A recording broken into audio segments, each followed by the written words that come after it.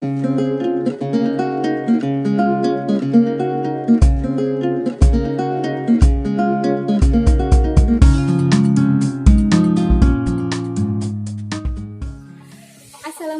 warahmatullahi wabarakatuh.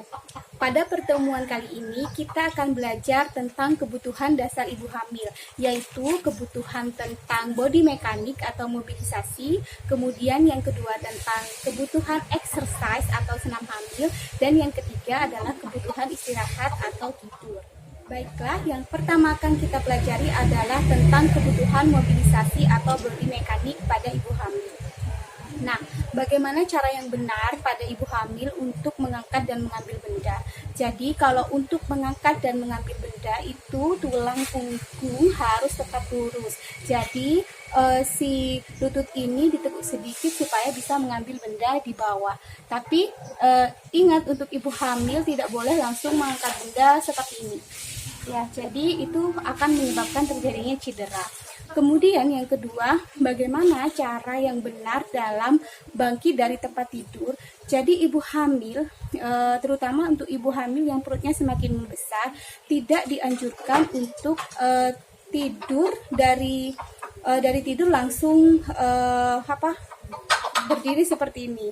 Jadi dia harus miring dulu ke kanan atau ke kiri, baru kemudian mengangkat tubuhnya. Itu cara yang benar dalam bangkit dari tempat tidur. Kemudian bagaimana dengan cara duduk?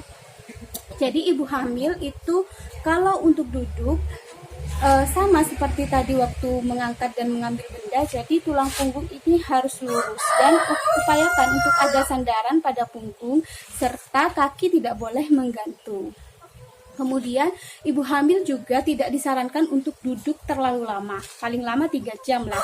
Kemudian harus diselingi dengan jalan atau pergerakan-pergerakan ringan agar peredaran darah ibu hamil tetap lancar sehingga mencegah terjadinya varises dan juga mencegah terjadinya hemoroid yang sering terjadi pada ibu hamil.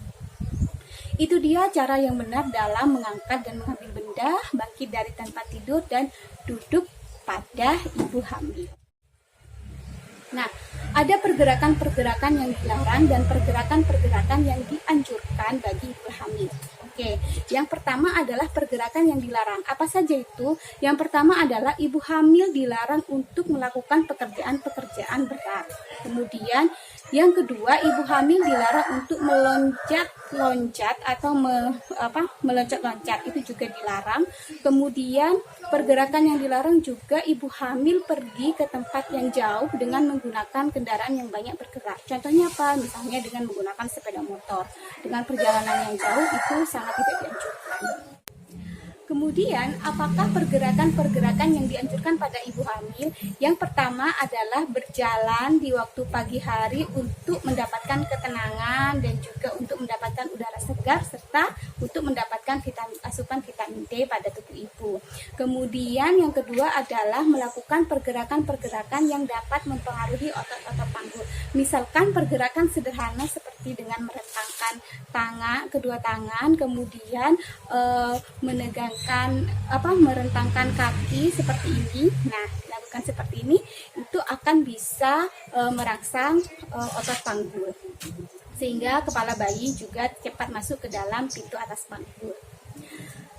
Pergerakan ini biasanya dilakukan ketika menjelang persalinan pada trimester 3. Kemudian melakukan latihan-latihan sebelum melahirkan, seperti misalnya melakukan senam hamil. Oke, itu ya untuk kebutuhan mobilisasi atau body mekanik pada ibu hamil.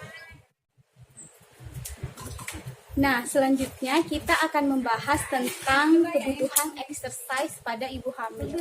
Nah, ibu hamil dianjurkan untuk melakukan exercise atau latihan atau olahraga. Nah, salah satu exercise yang sangat penting untuk dilakukan oleh ibu hamil adalah melakukan yang namanya senam hamil. Nah, senam hamil ini berfungsi salah satunya sebagai persiapan ibu menghadapi persalinan agar persalinannya menjadi lebih lancar. Oke. Baiklah, untuk mengetahui bagaimana cara melakukan senam hamil,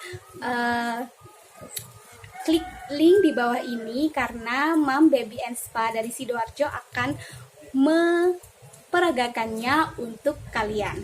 Klik link di bawah ini ya. Nah, bagaimana? Kalian sudah menonton video dari Mom, Baby, and Spa Sidoarjo? Oke, bagus. Nah, itu adalah langkah-langkah dalam melakukan senam hamil yang dapat dilakukan, tapi harus dilakukan di bawah pengawasan bidan atau dokter spesialis atau para ahli yang sudah mengalami pelatihan sebelumnya. Nah, selain melakukan senam hamil, ibu hamil juga bisa melakukan stretching ringan di rumah pada pagi hari. Namun ada beberapa kondisi yang ibu hamil perlu perhatikan, yaitu di mana aktivitas exercise ini perlu dikurangi apabila ibu hamil memiliki riwayat keguguran, kemudian ibu hamil yang memiliki sejarah persalinan sulit, kemudian ibu hamil pada kasus infertilitas, jadi ibu hamil yang sudah lama tidak memiliki anak, lebih baik mengurangi aktivitas exercise-nya. Atau ibu hamil yang ketika hamil dia sudah terlalu tua dan pada ibu hamil dengan keadaan perdarahan atau mengeluarkan cairan. Nah, pada kasus-kasus ini maka ibu hamil dianjurkan untuk mengurangi aktivitas exercise-nya. Nah, itu adalah pembahasan kita tentang kebutuhan exercise pada ibu hamil. Baiklah, selanjutnya kita akan membahas tentang kebutuhan tidur pada ibu hamil atau kebutuhan istirahat pada ibu hamil. Nah, ibu hamil juga memerlukan istirahat yang baik dan juga istirahat yang berkualitas agar menjaga daya tahan tubuh ibu. Nah, istirahat yang baik dan istirahat yang cukup pada ibu hamil ini bisa meningkatkan kesehatan jasmani dan rohani ibu, sehingga itu akan juga berpengaruh terhadap pertumbuhan dan perkembangan janin yang ada di dalam kandungan. Ibu hamil sama dengan ibu yang tidak hamil, mereka memerlukan istirahat sebanyak 8 jam sehari. Akan tetapi pada ibu hamil tentu ada beberapa perbedaan dengan wanita yang tidak hamil. Mungkin pada saat trimester pertama dan trimester kedua, ibu hamil tidak mengalami kendala dalam istirahat dan tidur. Akan tetapi pola istirahat dan tidur akan berbeda ketika ibu hamil sudah memasuki trimester ketiga, di mana ini akibat dari perut ibu hamil yang semakin membesar, apalagi jika mendekati waktu persalinan dengan rasa cemas dan khawatir ibu ketika mendekati persalinan, maka kualitas istirahat atau tidur ibu hamil bisa terganggu. Nah, apa yang bisa dilakukan oleh ibu hamil agar istirahat atau tidur menjadi tetap nyaman? Yang pertama yang bisa dilakukan, karena ibu hamil pada saat hamil tua itu juga sering mengalami nyeri punggung dan juga kaki, kram pada kaki, maka disinilah diperlukan peran suami ya, dimana bisa melakukan pemijatan dulu pada malam hari sebelum tidur pada ibu sehingga ibu merasa rileks dan tenang, maka ibu diharapkan bisa beristirahat dengan lebih nyaman. Kemudian yang kedua, ibu hamil juga dianjurkan untuk tidur dengan miring kiri supaya peredaran darah ibu ke janin itu tetap lancar. Dan ibu hamil apalagi di trimester ketiga itu dia tidak dianjurkan untuk tidur secara terlentang.